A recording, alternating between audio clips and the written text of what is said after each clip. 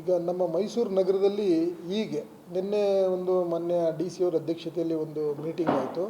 ಅದು road safety meeting ಅಂತೇಳಿ ಪ್ರತಿ ತಿಂಗಳಲ್ಲಿ ಅವರು ಮೀಟಿಂಗ್ ತೊಗೊಳ್ತಾರೆ. ಸೊ ನಮ್ಮ ನಗರದಲ್ಲಿ depending upon number of number of road traffic accidents ಮತ್ತು ಡೆತ್ಸು ಈ ಬೇಸಿಸ್ ಮೇಲೆ ಬ್ಲ್ಯಾಕ್ ಸ್ಪಾಟ್ಸನ್ನು ನಾವು ಐಡೆಂಟಿಫೈ ಮಾಡ್ತೇವೆ. ಕಳೆದ ವರ್ಷ 12 ಇತ್ತು. ಈ ಒಂದು ಮೀಟಿಂಗ್ನ ಸಲುವಾಗಿ ಅವರು highway authority of India ministry of road transport highway authority of India ಅದಕ್ಕೆ ಸಂಬಂಧಪಟ್ಟ ಅಧಿಕಾರಿಗಳಿಗೆ ನಮ್ಮ ಡಿ ಸಿ ಸಾಹೇಬರು ಸೂಚನೆಗಳನ್ನ ಕೊಡ್ತಾರೆ. ಎಲ್ಲೆಲ್ಲಿ ಹೆಚ್ಚಿಗೆ ಅಪಘಾತಗಳಾಗಿದೆ, ಸಾವುಗಳಾಗಿದೆ ಅನ್ನೋದನ್ನು ಮಾಹಿತಿಯನ್ನು ನೀಡಿದಾಗ ಅವರು ಅಲ್ಲಿಗೆ ಸ್ಪಾಟಿಗೆ ಭೇಟಿ ಕೊಟ್ಟು ಮತ್ತು ಅಲ್ಲಿ ಸರ್ಕಲಲ್ಲಿ ಏನಾದರೂ ಸರ್ಕಲ್ಲು ಫಾರ್ಮೇಷನ್ ಆಗಬೇಕಾದ್ರೆ ಸರ್ಕಲ್ ಮಾಡಿದ್ದಾರೆ, ರೋಡ್ ವೈಡನ್ ಆಗಬೇಕಾದ್ರೆ ರೋಡ್ ವೈಡನ್ ಮಾಡಿದ್ದಾರೆ, ಮತ್ತು ಸೈಡಲ್ಲಿ ಕಲ್ವರ್ಟು ಬ್ಯಾರಿಯರ್ಸ್ ಹಾಕಬೇಕಾದ್ರೆ ಬ್ಯಾರಿಯರ್ಸ್ ಹಾಕಿದ್ದಾರೆ. ಸೊ ಈ ನಿಟ್ಟಲ್ಲಿ ಕ್ರಮಗಳನ್ನು ಕೈಗೊಂಡು ಅಪಘಾತದ ಅಂಕಿಅಂಶಗಳು ಸ್ವಲ್ಪ ಕಡಿಮೆ ಆದ ಹಿನ್ನೆಲೆಯಲ್ಲಿ ಒಟ್ಟು 6 ಬ್ಲ್ಯಾಕ್ ಸ್ಪಾಟ್ ರೆಡ್ಯೂಸ್ ಆಗಿದೆ. 12ರಲ್ಲಿ 6 ರೆಡ್ಯೂಸ್ ಆಗಿ ಇನ್ನು 6 ಇತ್ತು. ಪ್ಲಸ್ ಮತ್ತೆ 2 ಜಾಸ್ತಿ ಅಪಘಾತಗಳನ್ನು ಆಧಾರದ ಮೇಲೆ ಮತ್ತೆ 2 ಎಕ್ಸ್ಟ್ರಾ ಆಗಿದೆ. ಒಟ್ಟು 8 ಬ್ಲ್ಯಾಕ್ ಸ್ಪಾಟ್ ನಮ್ಮ ಮೈಸೂರು ನಗರದಲ್ಲಿ ಇದ್ದಾವೆ.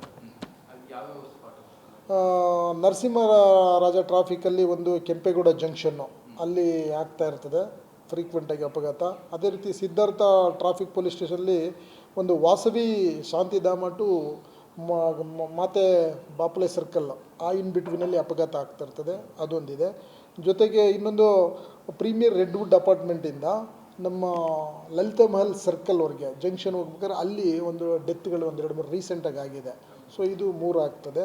ಜೊತೆಗೆ V Puram police station traffic ಪೊಲೀಸ್ನ 3 ಸ್ಪಾಟ್ ಇದ್ದಾವೆ. ಒಂದು ಊಟ್ಗಳಿ ಜಂಕ್ಷನ್ದ ಹುಣಸೂರು ರೋಡು ಅಲ್ಲಿ ಆಗ್ತಾಯಿದೆ.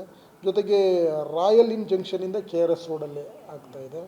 ಸೊ ಈಗ ಇನ್ ಫ್ರಂಟ್ ಆಫ್ ಬಾಲ ಯೇಸು ಚರ್ಚಿಂದ ಹೋಟೆಲ್ ರೂಸ್ಟ್ ಅಲ್ಲಿ ಸ್ವಲ್ಪ ಅದರಲ್ಲಿ ಒಂದು ಸಣ್ಣ ಓಪನ್ ಇದೆ ಮೀಡಿಯನ್ ಹತ್ರ, ಅಲ್ಲಿ ಎಬೋಟರ್ನ ತೆಗೆಯುವಾಗ ಅಲ್ಲಿ ಆಕ್ಸಿಡೆಂಟ್ಗಳಾಗ್ತಾಯಿದೆ. ಹಾಗೆ ಹೊಸದಾಗಿ ಕೃಷ್ಣರಾಜ ಟ್ರಾಫಿಕಲ್ಲಿ 2 ಲೊಕೇಶನನ್ನು ಐಡೆಂಟಿಫೈ ಮಾಡಿದ್ದಾರೆ.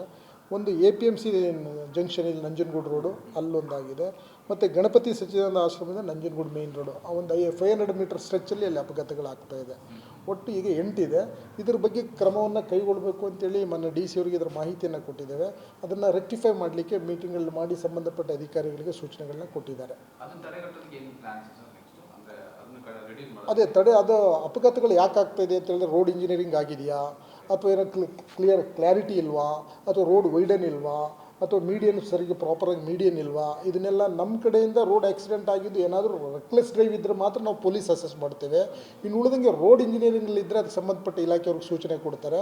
ಇನ್ನೇನಾದರೂ ಅದರಲ್ಲಿ ಇಂಪ್ರೂವ್ ಮಾಡಬೇಕು, ಅದನ್ನು ಇಂಪ್ರೂವ್ ಮಾಡೋದ್ರಿಂದ ಈ ಅಪಘಾತವನ್ನು ಒಂದು ಸ್ವಲ್ಪ ಸ್ಲೈಟ್ ಕರ್ವ್ ಇದ್ದರೆ ಅದನ್ನು ಸ್ವಲ್ಪ ಸ್ಟ್ರೈಟನ್ ಮಾಡಲಿಕ್ಕಿದ್ರೆ, ಕಾಷನರಿ ಬೋರ್ಡ್ ಹಾಕ್ಲಿಕ್ಕಿದ್ರೆ, ಇದ್ರ ಬಗ್ಗೆ ಎಲ್ಲ ಅಧಿಕಾರಿಗಳು ಯಾರ್ಯಾರು ಸ್ಟೇಕ್ ಹೋಲ್ಡರ್ಸ್ ಇದರಲ್ಲಿ ಬರ್ತಾರೆ ಅವರೆಲ್ಲ ನಾವು ಮಾಹಿತಿಯನ್ನು ಅಲ್ಲಿ ಡಿಸ್ಕಸ್ ಮಾಡಿದಾಗ ಒಂದು ಕಾಮನ್ ಅಂಡರ್ಸ್ಟ್ಯಾಂಡಿಂಗ್ ಬಂದು ಇದನ್ನು ಮಾಡಿದರೆ ಅಲ್ಲಿ ಅಪಘಾತವನ್ನು ತಡೆಗಟ್ಟಬೋದು ಅಂತೇಳಿ ನಿರ್ಧಾರವನ್ನು ಮಾಡಿ ಅದ್ರ ಬಗ್ಗೆ ಆ್ಯಕ್ಟಿವೇಟ್ ಮಾಡ್ತಾರೆ. ಆ ನಿಟ್ಟಲ್ಲಿ 6 ಕಡೆ ಅದನ್ನು ಮಾಡಿದ್ದಾರೆ. ಈಗ 8 ಬಾಕಿ ಇದೆ. ಅದಕ್ಕೆ ನಾವು ಅವರು 8ಅನ್ನು ಇದನ್ನು ರೆಕ್ಟಿಫೈ ಮಾಡಿಕೊಡಿ ಅಂತೇಳಿ ನಾವು ಡಿ ಸಿ ಅವ್ರ ಮುಖಾಂತರ ಮನವಿ ಮಾಡಿದ್ದೇವೆ.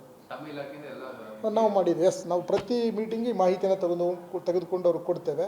ಡಿಸ್ಕಷನ್ ಆಗ್ತದೆ, ಸಂಬಂಧಪಟ್ಟ ಅಧಿಕಾರಿಗಳ ಮಾಹಿತಿಗೆ ಗಮನಕ್ಕೆ ಹೋಗ್ತದೆ, ಅದರಲ್ಲಿ ಕಾರ್ಯಪ್ರವೃತ್ತ ಆಗ್ತಾರೆ.